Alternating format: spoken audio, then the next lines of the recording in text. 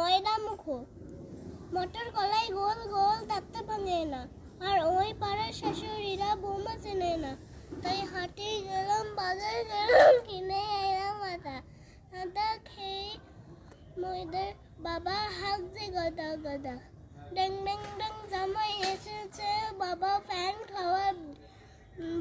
Fan খাবার ডিব্বাটা ভেঙে ফেলেছে। তাই পান খেয়েছি, পিস ফেলেছি, দাঁত করেছি ছেঁড়া। আমার বন্ধুর নাম লিখেছি মুড়ি ভাজা খোলা।